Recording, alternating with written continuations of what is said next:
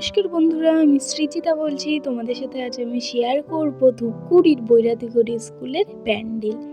যাই হোক, এই বছরের থিম ছিল এখানে কুম্ভ মেলা। আমরা হুপিং করতে গিয়েছিলাম প্যান্ডেল। দেখতেই পাচ্ছ কতজনে মালা বিক্রি করছে, সাধুরা যজ্ঞ করছে। এই সাধুটি আবার ভূতের সাথে গল্প করছিল।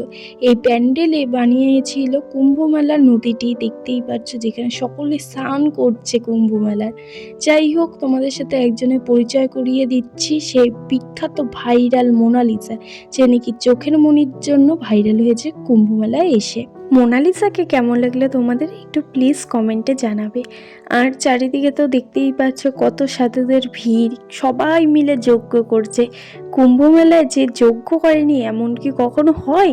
চারিদিকে দেখতেই পাচ্ছ এত পরিমাণে লাইন লেগে গেছে লোকের, যে আমি ভিডিও ক্লিপগুলো পর্যন্ত ওঠাতে নিতে পারছি না। এটি ছিল থিম কালীমাতা। ইনি কিসের জন্য বিখ্যাত হয়েছিল কুম্ভ মেলায় আমি সেটা মনে পড়ছে না আমার, একটু তোমরা কমেন্টে জানাবে। আর ভাইরাল কাটা বাবাকে তো দেখতেই পারলে, কেমন লাগলো একটু কমেন্টে সবাই একটু প্লিজ প্লিজ জানাবে। তোমরা কে কে গিয়েছিলে কুম্ভ মেলায় স্নান করতে? আমার খুব ইচ্ছে ছিল কুম্ভ মেলায় যাওয়ার, কিন্তু আমি যেতে পারিনি। ধূপগুড়িতে যেহেতু থিম পুজো হয়ই, সেই অপেক্ষায় বসেছিলাম। আর দেখতেই পাচ্ছ এবছরেই থিমে বানিয়ে ফেলেছে কুম্ভ মেলা। যাই হোক, আমাকে কেমন লাগছে একটু বলবে। বাই।